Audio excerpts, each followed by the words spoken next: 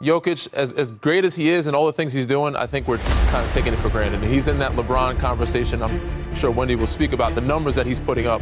And he's just been doing it for half a decade now of being in an MVP conversation. His numbers are unbelievable. But because he does it so often and so easily, people are not appreciating or respecting it. Nikola Jokic just lit up the league with 55 points on a wild 91% true shooting. And that number hits you like a shockwave. This wasn't just some regular MVP-type night. This was cold-blooded efficiency, full command of every possession, and the man barely even looked tired. Even his fall-away shots were dropping like they were nothing, and the way he's opened the 25-26 NBA season has pushed him into a whole new tier of dominance. So let's break down how he pulled this off and why teams might not have an answer for him yet. When you look at how Jokic loves to play, reading the floor, setting up teammates, and choosing the perfect pass over the perfect shot almost every time, the Clippers' game plan actually made real sense.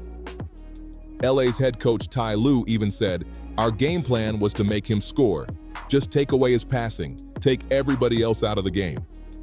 And honestly, that part of the mission did get done. And now you are an NBA champion, Nikola. How does that feel? It's good. It's good. The job is done. We can go home now. Congratulations, Mike. The numbers from Jokic's career even support that strategy because Denver is 186-63 when he racks up 10 or more assists, compared to just 22-15 when he drops 40 or more points. So, in one way, Lue's tactic really did have some impact. No other Nuggets player cracked more than 18 points, and Jamal Murray, Aaron Gordon, plus the rest of the squad struggled, combining to shoot 26 for 61 and only 8 for 28 from deep. And Jokic's passing lanes were definitely squeezed too because he finished with just 6 assists, a season low for one of the cleanest setup masters the game has ever seen. B is leading the whole league in assists per game, but with Jokic, slowing down one part of his game just means you picked a different way to take an L. Coming off the second night of a tough road back-to-back, right after dropping 35, 15, and 7 with only 3 missed shots and 3 turnovers the night before, he actually opened this Clippers matchup a little slow. He missed 3 of his first 4 looks, a left-hand layup in traffic, a short push shot off an offensive board, and even a wide-open catch-and-shoot 3. You passed Wilt Chamberlain tonight, most triple-doubles by a center. Congrats on that one, too. Thank you. Yeah, Thank you. there you go. Where is Wow. Shaq in that? Is it Shaq in that list? No, because I never passed, big honey. But then everything changed fast. Jokic flipped a switch and went nuclear, unloading 25 points in the first quarter with 5 rebounds and just 1 assist. Since Denver's starters looked tired and worn down, he just threw the whole squad on his back and carried them with no hesitation. He outscored the Clippers' starting 5 all by himself, and he did it with cold efficiency that felt unreal. The Clippers tried everything, fouling him, trapping him, bumping him, crowding him. None of it worked. They dared him to be a pure scorer, and he answered by dragging Denver through their fatigue and straight up stealing the win from LA. He's honestly one of the greatest players to ever touch a basketball, and every night he reminds everyone watching that we might not see another player built like him again. So enjoy this while it lasts. What, if anything, did Joker prove to you during the series? Nothing. I know how great he is. I know how great Joker is. There's certain guys in this league that play the game a certain way that I like to play the game as well. And he's one of them, where you are always off balance when you guard a player like that because of his ability to score, rebound, shoot. He sees plays before they happen. There's not many guys in our league like that. Jokic had 33 points at halftime, chopping a double-digit Clippers lead down to just 5, and then opened the second half on fire, hitting his first 7 shots. That turned into a 19-point burst that completely flipped the momentum. By the end of the third quarter, he had 52 points on only 22 shots in 31 minutes. Spencer Jones even said, "Jokic has done it all tonight. 46 for the Joker down." Jokic checked back in midway through the fourth with Denver up 19, and head coach David Adelman explained it was just about closing out against a team that can heat up from deep anytime. Let me tell y'all something. This dude is so fucking good, man. Straight up. Like, I haven't seen anything like him. You got a 7'7" center bringing up the ball, initiating the offense. The passes that he makes from one side of the court to the other, on time and on target. The bounce passes in between defenses. You can't guard him on the post because he's too big. He can't jump over a dollar bill. He rebounds. 6 minutes later, the 130-116 win was locked up with one putback and a free throw. After that, Jokic walked off the court with 55 points, tying MVP rival Shai Gilgeous-Alexander for the highest single-game scoring night of the season. He did it on 18 for 23 shooting, plus 12 rebounds, 6 assists, 1 steal, 1 block, and only 2 turnovers in 34 minutes. That's wild considering how many touches he had, how many decisions ran through him, and how the whole Clippers defense was locked in on every step he took. He coughed up the ball just 2 times and barely missed a thing. His shot chart looked unreal. 8 for 10 at the rim, 5 for 7 from mid-range, 5 for 6 from 3, and 14 for 16 at the line. He cooked Zoo and Brook Lopez in every way you can think of. Flying off pin downs, popping out to the arc after screens, facing up in the mid-range, bullying smaller defenders down low, and breaking down double teams with calm, precise reads like he was running a clinic. This wasn't just dominance. This was Jokic stepping into a level that even the league's most efficient scorers haven't reached. You know, he's not going fast. He's not jumping high. You know, it's kind of Larry Birdish, you know, in a way. But talk about skills and anticipation and decisions. He's fantastic. Great hands. Scores in every which way, involves all his teammates. So, you know, he's the head of the snake for sure. According to GameScore, this performance versus the Clippers wasn't just his best showing of the season. It was the most productive game of his entire career, regular season or playoffs. That feels unreal when you remember all the massive nights he's already given us throughout his stacked career. 3 MVPs, 7 straight All-NBA selections, and somehow we might be witnessing the strongest version of Nikola Jokic ever. And he's doing all this during Denver's 6-game win streak, averaging 35.8 points, 12 rebounds, and 11 assists while shooting 73.9% from the field and 55.6% from deep. He just became the first player in NBA history to average a 35-point triple-double on over 60% shooting across a 6-game stretch, and he's acting like it's nothing. And because Jokic treats NBA record books like they're his daily to-do list, here's another wild one. Only one player in league history has done all of these in the same season. A 50-point game, a 30-15-15 night, and a 25-plus point game without taking a single free throw.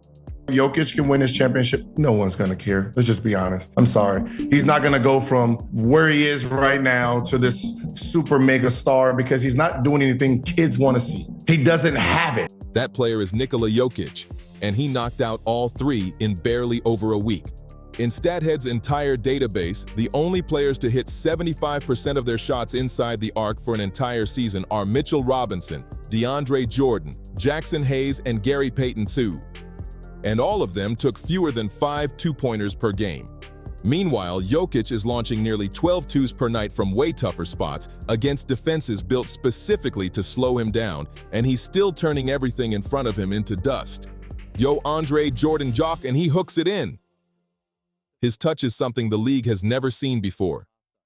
He throws in half hooks on the block, soft tip-ins, clean putbacks, smooth floaters, runners, mid-range fadeaways, and those defender-breaking Psalm shuffles. It's like every one of his fingerprints is working together, communicating with the rim, telling it to chill out for a second and turn from metal into soft cotton, just long enough for the ball to slide through. Hesitate. Who's the toughest dude in the league to guard right now? You gotta be a big fella, the Serbian. Joker. Yeah, Man, that shit is unreal. Yeah, bro, that shit's unreal. That shit is unreal, man. I gotta take my glasses off to that guy. Yo, no, listen. That shit is unreal, man. He don't jump. He don't run fast. You can't speed him up. You can't move him. Like, I don't know. The thing that like I most like about him is like he don't flop. He not trying to get 16, 17 free throws. No, he trying to get buckets. And he mixes that touch with legit power that lets him move any defender into the restricted area whenever he wants. Add in the quickness to beat bigs down the floor for easy buckets, plus a 3-point shot that's had him over 40% from deep the last 2 seasons, and it's clear he's operating on a different level. Put all of this together and you end up with scoring efficiency we've never seen before from anyone. Here's the proof. Jokic is shooting 68.4% from the field, which would be the highest mark ever for any player taking at least 10 shots a night, even topping Wilt Chamberlain's legendary 66-67 season. And his 77.3% true shooting percentage, counting twos, threes, and free throws, is on pace to break the all-time record for any qualifying player. Robert Williams holds the current mark at 74.5% from the 22-23 season, and he did that almost entirely off dunks and layups. But what completely breaks basketball logic with Jokic is his touch. Honestly, it's like he never misses a floater at the rim. And the wildest part is that this might be the most impressive part of his entire skill set. His passing gets the hype, but his touch is what quietly crushes defenses all night long. These aren't simple shots he's taking either. He's hitting rainbow floaters, quick running floaters, same foot, same hand push shots, little right-handed parachutes from strange angles, all while defenders are hanging on him, and he knocks them down like it's warm-up time. The floater is one of the toughest shots in the game to master, yet Jokic has turned it into his personal cheat code. Most players struggle in that in-between area. Too far for a clean layup, too close for a comfortable free throw line jumper. But for Jokic, that whole zone is his playground. Turning, twisting, somber shuffling, Jokic lives in floater range and treats it like he's walking through a layup line. Felt like all of those shots felt like they was easy shots, you know. And he just played a game at a pace that you can't speed him up, you know. Fluster him, he's strong, he can make every shot. I hate when he makes shots because he's so unorthodox, and it's like, oh yeah, that's a miss, and then it goes straight in. You know, he's incredible. And this is exactly where he breaks defenders' minds, because normally, forcing a center into a floater is considered a win. That usually means you stopped the layup, you protected the rim, and you're in perfect position to snag the rebound. But with Jokic, giving him a floater is basically a death sentence. And that soft touch he has stretches into everything he does around the rim. The way he rebounds, the way he handles the ball, the way he controls every loose moment. Nothing slips out of his hands, nothing gets fumbled, nothing gets away from him. His hands look like magnets out there. Bad passes, loose balls, 50-50 tips. Jokic just absorbs all of it like it's routine. That's elite coordination and elite feel, and it's exactly why he's turning into the type of player the league hoped he wouldn't become. Remember what Adelman said, it's turnovers. You gotta rebound, you can't turn it over. And yet, with the Nuggets running everything through Jokic, he keeps the whole squad steady, and then comes a Serbian slam for the big man who refuses to be rushed. He's a 7-foot offensive engine who can't be sped up, can't be pressured, and almost never gets pushed into a bad decision. And on top of all that, he's on track to break multiple all-time records. Wing shares per 48 minutes, box plus minus, and per. Yes, all at the same time. But hold up, there's even more. He's leading the league in both rebounds and assists per game, something no player has ever done for an entire season. Wilt once led the league in total assists back in 67-68. But Oscar Robertson averaged more per game that year. Jokic is chasing a level nobody has touched before. He's also on pace to become just the 7th player in NBA history to assist on more than half of his teammates' buckets, and he's pushing toward joining his former teammate Russell Westbrook as the only players ever to average a triple-double in multiple seasons. He's either going to go around you, and this is why I feel he reminds me of Larry Bird. He moves at his speed. That's true. You can't keep up with his speed, which is no speed. In the whole idea of what speed is, he plays in a whole different environment. And here's the wild twist. Even with all this production, Jokic's touches, his time of possession, and even his usage rate are all down from last year. His post-ups have dipped too. David Adelman made it clear that the goal is to get Jokic through games without forcing him into 25 bruising post-ups a night. It keeps him fresh, protects his body, and keeps their offense flowing with better long-term rhythm. Moving Jokic away from living on the block and shifting him to the elbows and the top of the key has been a massive win for Denver's entire offensive system. By pulling his defender higher up the floor, the Nuggets open up the paint for split actions, dribble handoffs, and smooth backdoor cuts. According to Synergy, Denver ranks 2nd in the league in possessions finished off cuts, scoring 1.39 points per possession, which is tied for 5th best in the NBA. Jokic is the one orchestrating all this screen and cut chaos, and defenders can't keep up. And with Denver's guards and wings happily eating off the space and attention he creates, their scoring efficiency is going wild. Their offense is exploding in ways that feel unreal. According to Cleaning the Glass, the Nuggets rank #1 in the NBA, putting up 131.3 points per 100 non-garbage time possessions when Jokic is on the floor. This is a level of offensive firepower that goes beyond what even the greatest offenses in NBA history have ever put up. And somehow, it still feels like Denver has another gear waiting to kick in. Christian Braun and newcomer Cam Johnson are both shooting just 21% from three. And those numbers should climb once they settle in, because they're getting clean, high-quality looks every night. And those looks aren't going anywhere because Jokic will keep creating them non-stop. Send extra help at him and he'll start feeding teammates easy buckets on a silver platter. Play him straight up and he'll burn you until you panic and bring help. And the moment you do, he goes right back to dishing out those same easy shots again. It's a non-stop cycle, and teams still don't have a real solution for it. All with you. Tonight, down the middle, the Murrian Heat puts it away. Beautiful bounce pass by Nikola Jokic. And that right there shows why this game was special. Including the playoffs, this was Jokic's 5th career 50-point game.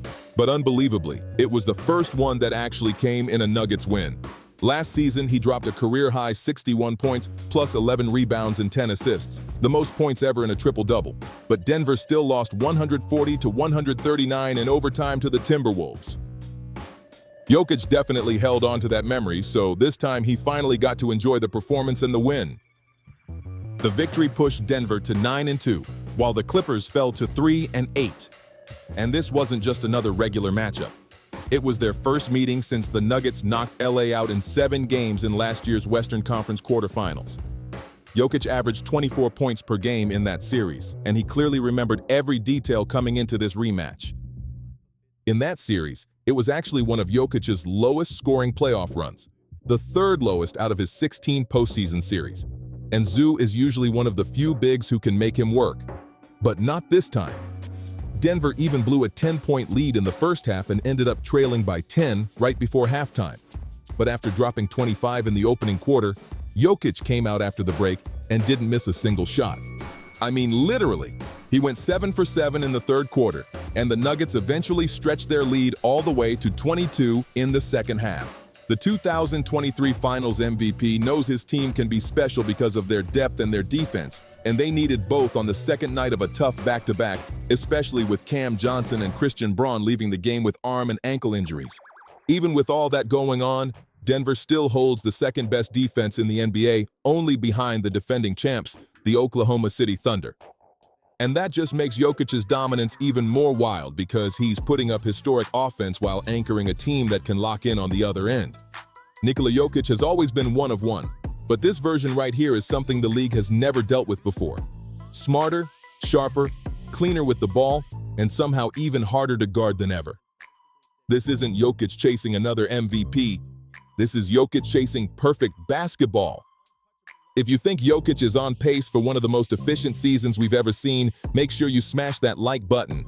Drop a comment and tell me which part of his game is scarier, his passing or his touch. And don't forget to subscribe, hit that bell, and share this with another Hoops fan. Thanks for watching, and I'll catch you in the next video.